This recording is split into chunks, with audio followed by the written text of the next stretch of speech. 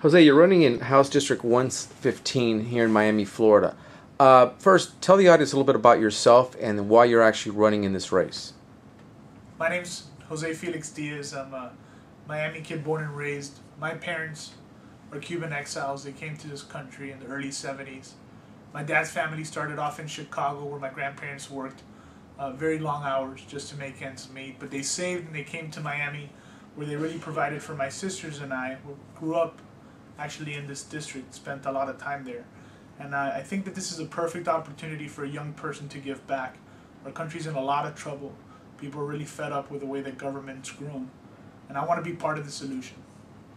Well, so tell me, you're running in this particular district. Yeah. Why 115? 115 is a very important cross-section of Miami-Dade County. You have hard-working people, the middle class, people that come from humble origins that are just trying to preserve their quality of life, which is threatened. They want to make sure that the foreclosures in their neighborhoods are taken care of, that their kids have jobs, that the graffiti on the streets are cleaned up. And it's about electing people that understand that because they came from that world. This is my home neighborhood. This is where I live now. My wife's pregnant with our first child, so this will be where he's raised. And we're really excited about possibly representing this area. There's a lot of good work to be done. So let me ask you about your campaign. You've been running now for over a year now. How's the campaign going, and how is your competition? Do you have competition in the district?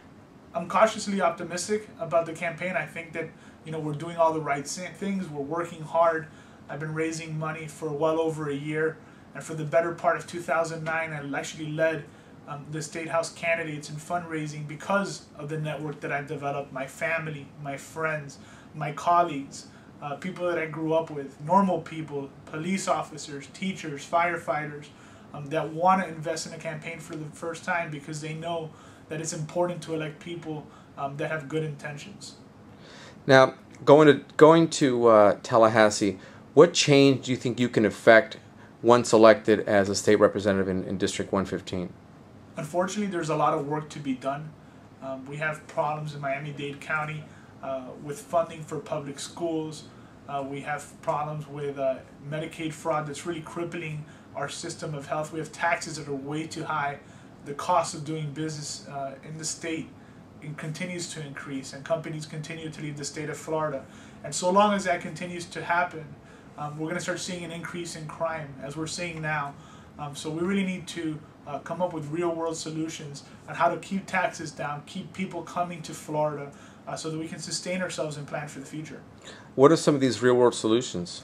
Well, obviously, there's ways to bring money in the state without increasing taxes. We need to think about monetizing our public assets, about renting out some of this empty space from the layoffs that are happening across government, so that private companies can do business at a lesser price so that they can encourage people to come here and inject more money into the economy. Now, do you think the last year's stimulus package that obviously we were recipients of part of that, do you think it's helped Floridians? Unfortunately, I don't think that the stimulus package helped Floridians. When I knock on doors, I still talk to people every day that are unemployed.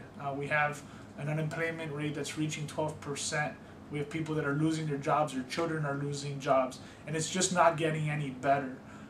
There were a lot of things tied into that money that are going to really handcuff Florida for a very long time, and unfortunately I don't think the results were really there. And lastly, what's next for Jose Felix Diaz with your campaign? What do you have in line to do moving forward?